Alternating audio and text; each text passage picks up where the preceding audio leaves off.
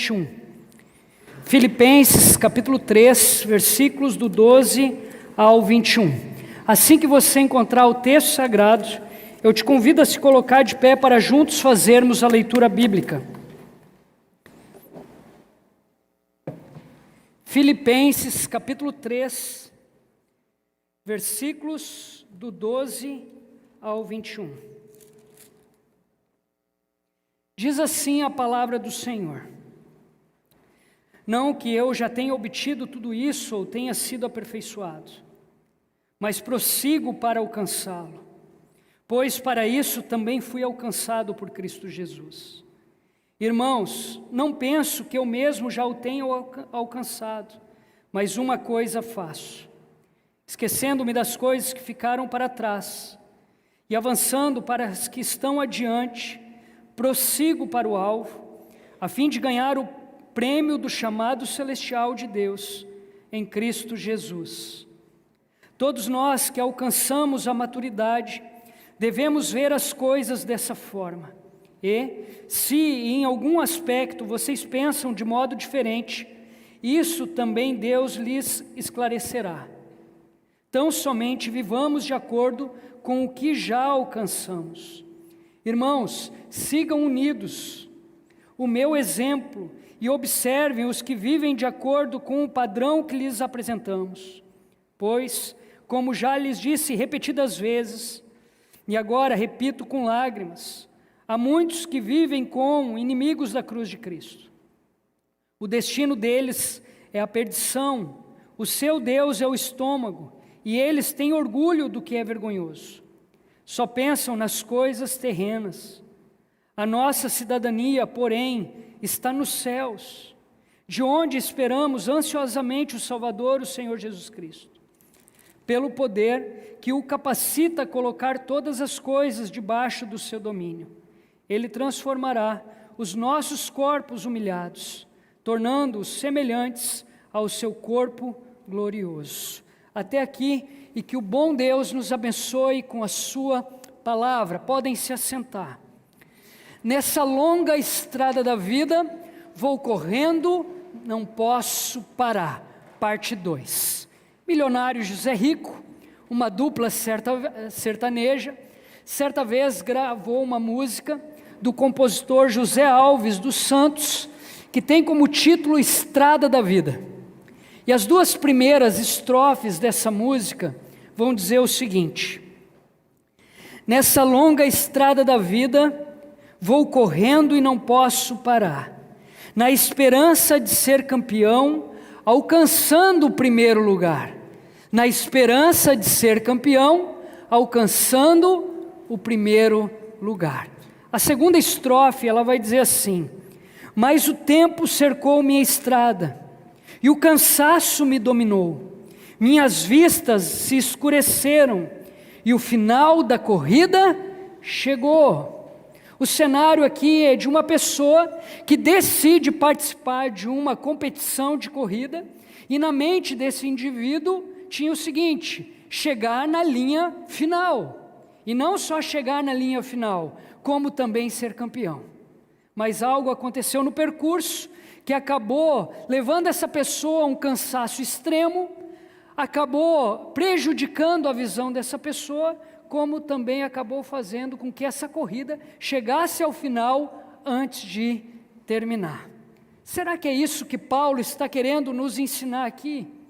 Que a vida cristã é uma corrida, e durante essa corrida percalços vão acontecer, que vão nos machucar, vão nos ferir, vão nos entristecer, vão nos desanimar, vão nos fazer ter vontade de desistir, e não tem problema nenhum se você desistir, porque este é o normal da corrida, e até mesmo percalços vão acontecer que vão fazer você abandonar o barco, e não tem problema nenhum abandonar o barco, porque esta é a vida. Será que é isso que Paulo está querendo nos ensinar aqui? É claro que não. Paulo, na sua primeira carta aos Coríntios, capítulo 10, versículo 13, ele vai dizer o seguinte: não sobreveio a vocês tentação que não fosse comum aos homens, e Deus é fiel, disse Paulo, Ele não permitirá que vocês sejam tentados além do que podem suportar. Mas quando vocês forem tentados, Ele lhes providenciará um escape, para que o possam suportar. Em outras palavras, nenhum percalço na corrida da vida cristã é maior daquilo que você pode suportar em Cristo Jesus. Então não existe desculpa para você que diz: eu estou abandonando porque o que eu enfrentei, a minha experiência foi demais para que eu possa suportar. Não existe desculpa, porque sim, todo percalço é suportável em Cristo Jesus. Semana passada, eu assisti uma entrevista do Tony Canaan. Para quem não conhece, Tony Canaan é um piloto de automobilismo, e ele foi entrevistado por um programa chamado Flaum, que é transmitido via YouTube. Muitas perguntas foram feitas para esse atleta, e uma delas foi: Tony, é verdade que para ser piloto de automobilismo a pessoa precisa ser egoísta? Tony começou a rir e respondeu: olha, para ser piloto de Fórmula 1, o indivíduo não precisa ser egoísta, mas com certeza o piloto de Fórmula 1 é um indivíduo egoísta, porque nós treinamos de 10 a 12 horas por dia, e este conceito, ele é martelado em nossa mente. Existe só um lugar no pódio, e este lugar é teu, este lugar é teu, este lugar é teu, e você vai ter que defender este lugar, ou fazer de tudo para chegar até lá. E aí Tony Canaan, em sua resposta, ele vai dizer: olha, este conceito é tão martelado na mente de um piloto, que isso acaba afetando a nossa família, como também a nossa vida social. E ali Tony Canaan conclui essa resposta dizendo: pasmem, Ayrton Senna, ídolo brasileiro, ídolo mundial de Fórmula 1, foi o homem mais egoísta que eu já conheci. Será que é isso que Paulo está querendo nos ensinar aqui em Filipenses capítulo 3? Que na corrida da vida cristã você precisa ser egoísta para chegar lá no final, e não só chegar no final, ser campeão, você precisa ser egoísta? Claro que não. Paulo escreveu 13 cartas, e nós não vamos enxergar nas cartas paulinas esse conceito sendo trabalhado. Nós não vamos enxergar na vida de Paulo este conceito sendo colocado em prática. O escritor de Eclesiastes, no capítulo 4, versículos do 9 ao 12, ele vai dizer: é melhor ter companhia do que estar sozinho, porque maior é a recompensa do trabalho de duas pessoas. Se um cair, o amigo pode ajudar-se a levantar-se, mas pobre do homem que cai, não tem quem o ajude a levantar-se. E se dois dormirem juntos, vão manter-se aquecidos. Como, porém, manter-se aquecido sozinho? Um homem sozinho pode ser vencido, mas dois conseguem defender-se. Um cordão de 3 dobras não se rompe com facilidade. O próprio Jesus, ele vai nessa mesma direção, em João capítulo 13, versículo 35, quando ele diz: e o mundo saberá que vocês são os meus discípulos, se vocês amarem uns aos outros. Não existe cristão vivendo de forma isolada. Ser cristão é estar disposto a viver em comunidade, em uma comunidade sim, que tem muitos benefícios, como também tem muitos problemas. Ser cristão é estar disposto a viver em comunidade. Voltando aqui para o texto, nós vimos domingo à noite que para vencer a corrida e um dia receber a recompensa prometida, Paulo vai nos ensinar que é preciso indignação santa. Indignação santa. O versículo 12, eu mencionei aqui no domingo à noite, vai dizer o seguinte, de Filipenses 3: não que eu já tenha obtido tudo isso, ou tenha sido aperfeiçoado, mas prossigo para alcançá-lo. Paulo, ele não se comparou aos cristãos do seu tempo. Porque se ele tivesse se comparado aos cristãos do seu tempo, ele tinha muito que se orgulhar. Porque as experiências que ele viveu com Cristo, ninguém tinha vivido. Paulo, ele não se comparou aos cristãos de todos os tempos da igreja. Porque se ele se comparasse aos cristãos de todos os tempos da igreja, ele tinha muito que se orgulhar. Porque ninguém viveu as experiências que Paulo viveu com Cristo. Paulo, ele se comparou com quem? Com Cristo. E ao se comparar com Cristo, Paulo percebeu que na corrida da vida cristã, ele tinha muito que aprender. Ele tinha muito que crescer, ele tinha muito que desenvolver, ele tinha muito que amadurecer.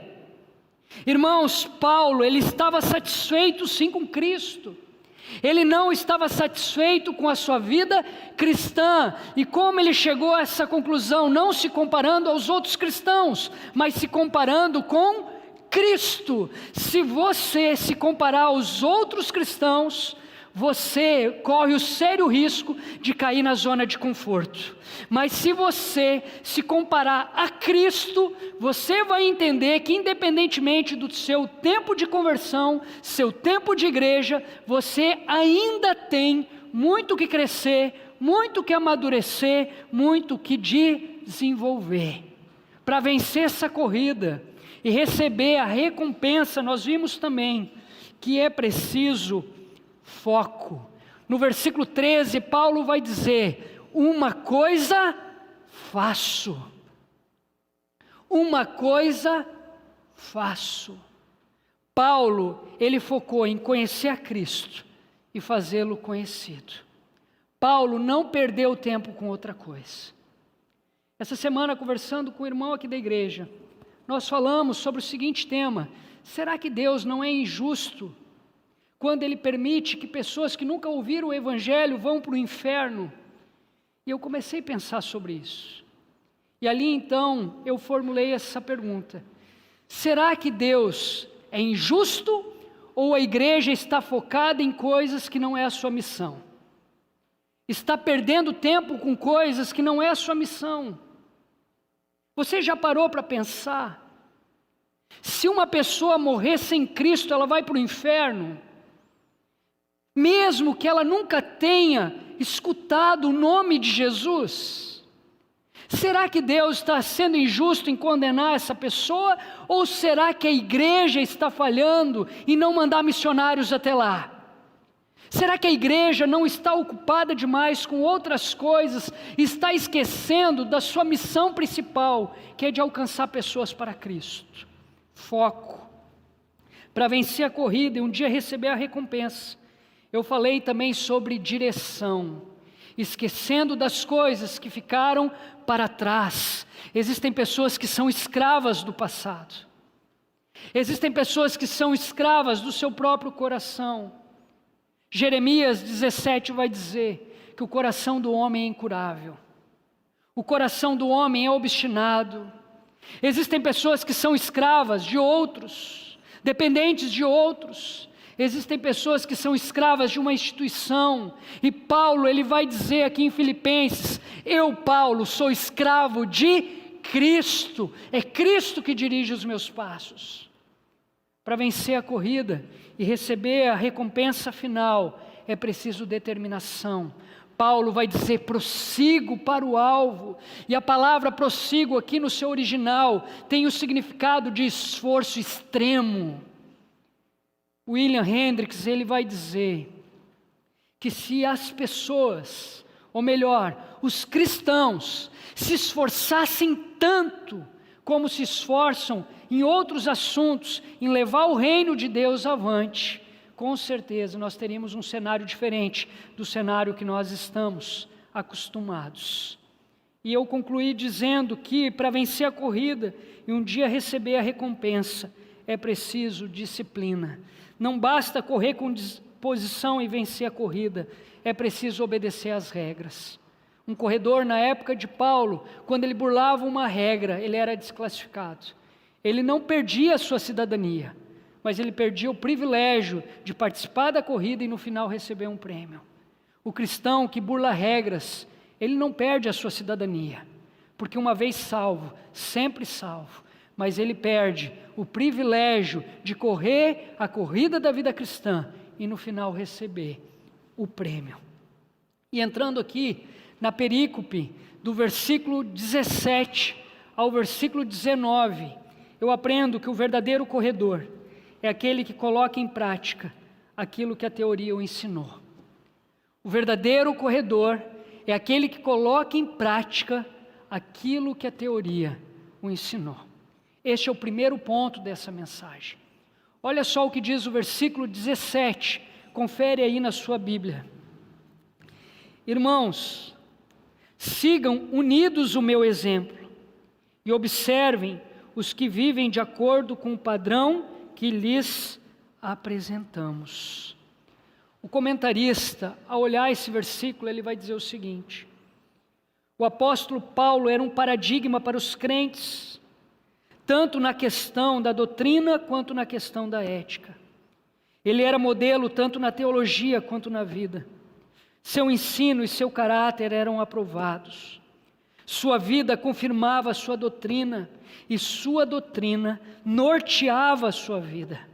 Ele recomendou a Timóteo, seu filho na fé: meu filho, tem cuidado de ti mesmo e da doutrina. Timóteo, cuidado, Timóteo, que a sua prática, o seu estilo de vida, seja de acordo com aquilo que você professa, com aquilo que você acredita, com aquilo que você ensina. Isso se chama coerência. Coerência. A coerência, sim, exige um equilíbrio entre teoria e prática. Eu nunca mais vou esquecer dessa cena. Uma vez nós saímos do culto e eu preguei sobre amor cristão, que nós não devemos falar de um irmão quando esse irmão não está presente.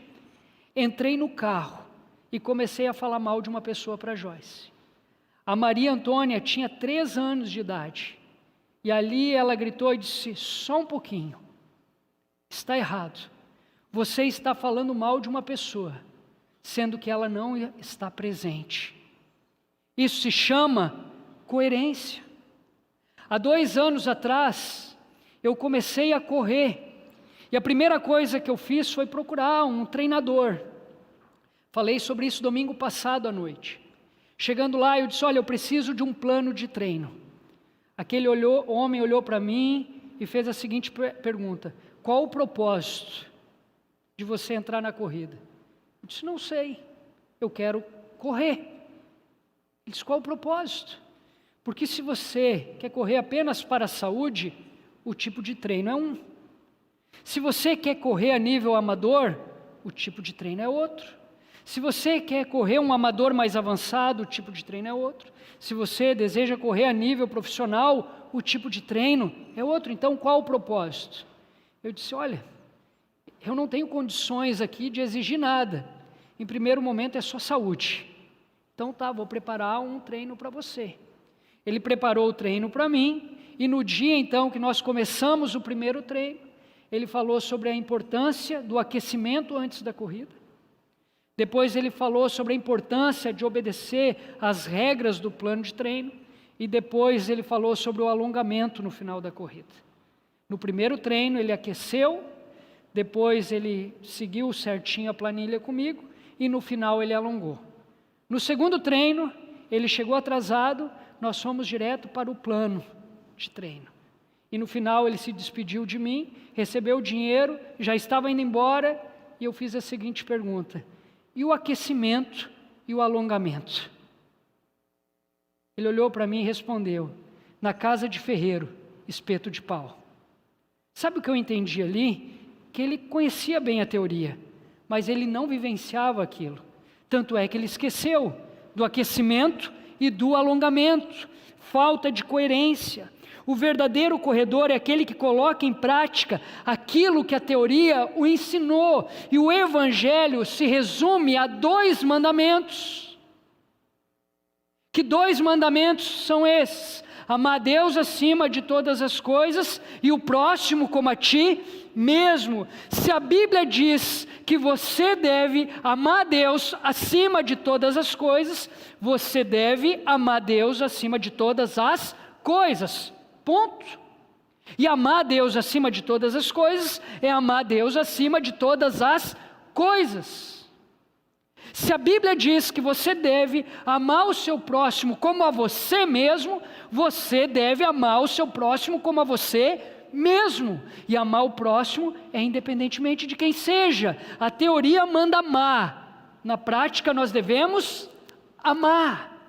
Isso é coerência. Mas por que nós temos tanta dificuldade em obedecer? Muitos são os fatores.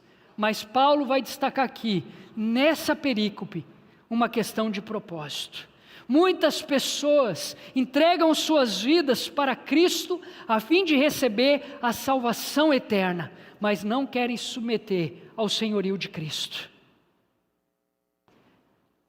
Leandro e eu, nós estávamos conversando sobre isso, antes de começar o culto. Eu estava dizendo a ele: Leandro, houve festa nos céus quando você disse sim para Jesus. Leandro, sim, você é meu irmão em Cristo, e juntos nós vamos viver a eternidade, Leandro. Mas a vida cristã é muito mais. A vida cristã é se render aos pés de Cristo e deixar Cristo controlar sua mente, o seu coração, as suas ações, os seus relacionamentos. Então, se a teoria diz uma coisa, nós devemos praticar. E o Evangelho é isso, é amar Deus acima de todas as coisas, como o nosso próximo a nós mesmos. O resto é quinquilharia. O resto que acontece numa igreja local é quinquilharia. Porque a Bíblia me afirma isso. Nós estamos fazendo um plano de leitura aqui na igreja anual. Quem concluir o plano, no final vai receber um belo certificado. Mas não basta concluir o plano, não basta receber um certificado. Segundo Paulo, aqui no versículo 17, é preciso praticar, é preciso dar o exemplo. Irmãos, sigam unidos o meu exemplo e observem os que vivem de acordo com o padrão que lhe apresentamos. O verdadeiro corredor é aquele que defende os seus companheiros. O versículo 18, ele vai dizer o seguinte: pois, como já lhes disse repetidas vezes, e agora repito com lágrimas, há muitos que vivem como inimigos da cruz de Cristo entre vocês. Há muitos que vivem como inimigos. Nós vamos ver Paulo pregando o Evangelho do Senhor Jesus Cristo, como combatendo heresia para o próprio bem do povo. Nós não vamos ver Paulo fazendo política de boa vizinhança com quem é inimigo do Evangelho, porque ele, Paulo, sabia que fazendo política de boa vizinhança com o inimigo do Evangelho, ele estaria prejudicando os crentes em Jesus, principalmente os novos na fé. E a pergunta que cabe aqui: quem eram os inimigos do Evangelho? O texto vai nos mostrar, o contexto vai nos mostrar, eram os judaizantes. Homens que haviam afirmado assumir um compromisso com Cristo. Homens que assumiram um compromisso com o cristianismo. Mas no fundo, amavam mais a religião do que o próprio Cristo. Eram homens que estavam espalhados no seio da igreja. Eram homens que viviam os porões da igreja. Mas tinham um compromisso com a religião e não com Cristo. William Hendricks vai dizer que estes homens, que amavam mais a religião do que a Cristo, no fundo, eram adoradores de si próprios, eram seus próprios deuses. Eram homens que eram pervertidos crônicos. Em público, pregavam o cumprimento da lei. No oculto, eles eram entregues às piores de todas as promiscuidades. William Hendricks vai dizer também que estes homens tinham as suas mentes voltadas apenas para as coisas materiais, ao invés das coisas espirituais. caminhavam inexoravelmente para a perdição. E ele completa dizendo: não há salvação fora da verdade. O caminho da heresia desemboca no abismo. Por isso que Paulo fez bem em combater heresias no seu tempo. Porque dessa forma ele estava protegendo os verdadeiros cristãos.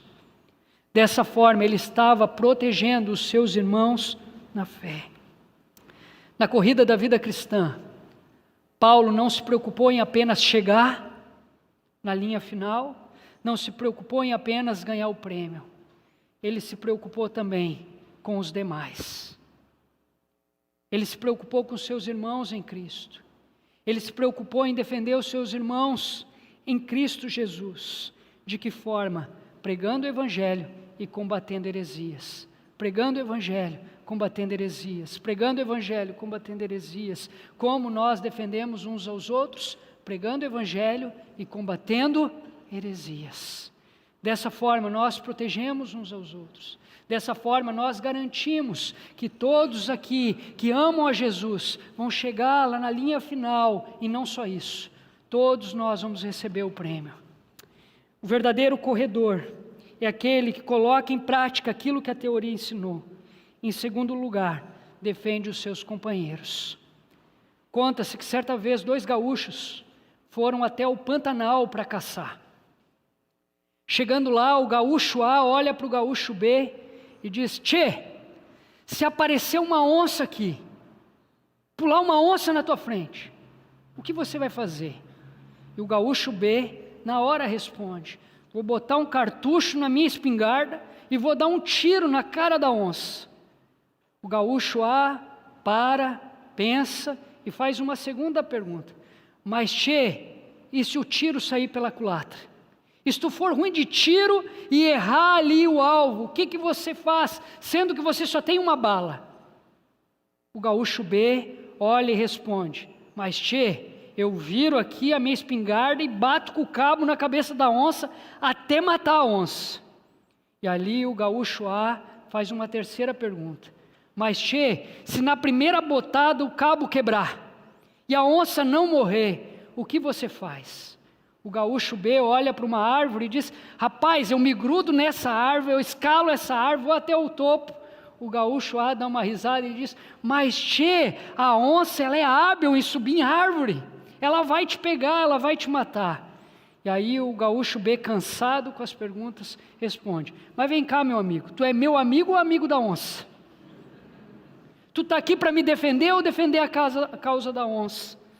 O verdadeiro corredor é aquele que, em último lugar, exorta com firmeza e com lágrimas. O verdadeiro corredor é aquele que exorta com firmeza e com lágrimas. O mesmo versículo 18 vai dizer o seguinte: pois, como já lhes disse repetidas vezes, e agora repito com lágrimas, há muitos que vivem como inimigos da cruz de Cristo. Weisby vai dizer: Paulo tem firmeza e doçura. Ele exorta com a clareza da sua mente e com a profundidade do seu coração.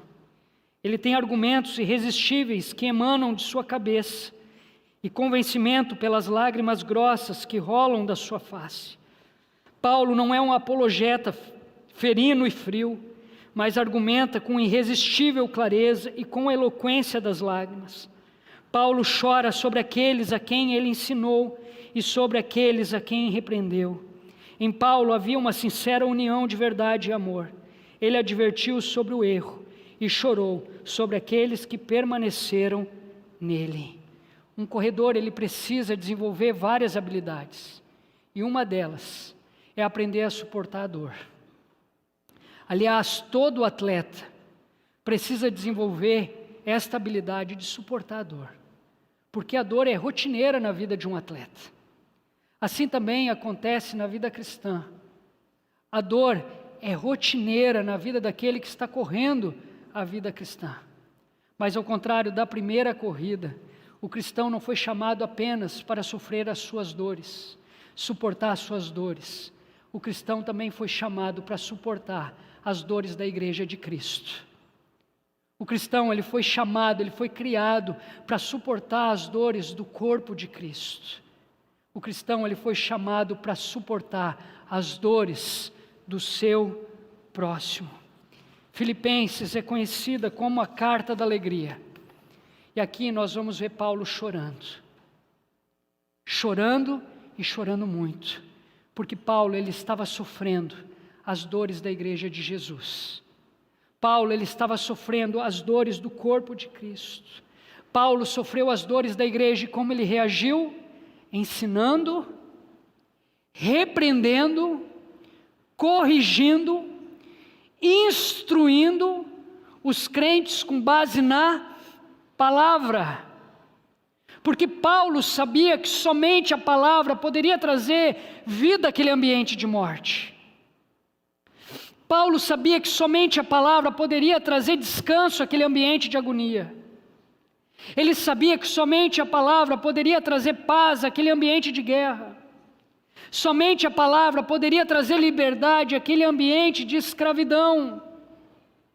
Paulo, ele chorou por suportar as dores da igreja de Cristo. E como ele reagiu? Ensinando, repreendendo, corrigindo, instruindo os crentes do seu tempo.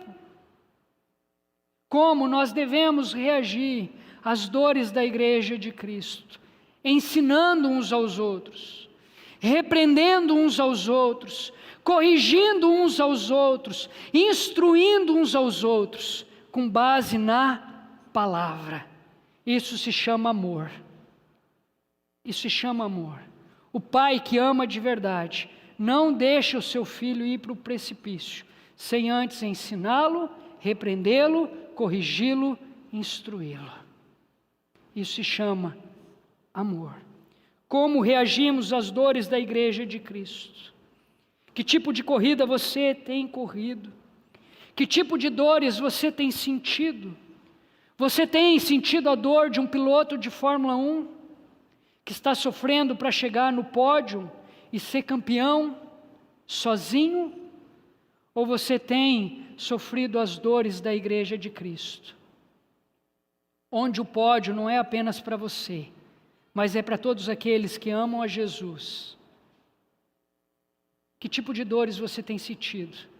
A de um pódio de Fórmula 1, onde o corredor chega lá sozinho?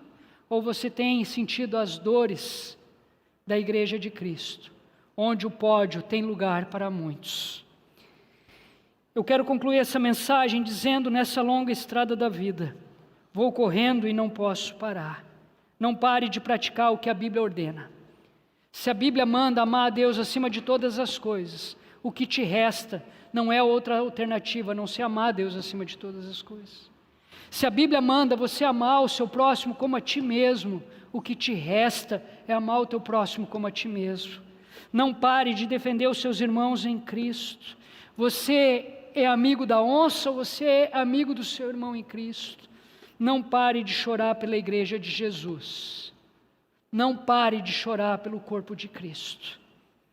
Concluo citando mais uma vez as 2 estrofes da música Estrada da Vida, que diz assim: nessa longa estrada da vida, vou correndo e não posso parar, na esperança de ser campeão, alcançando o primeiro lugar. Na esperança de ser campeão, alcançando o primeiro lugar. Mas o tempo cercou minha estrada, e o cansaço me dominou. Minhas vistas se escureceram, e o final da corrida chegou.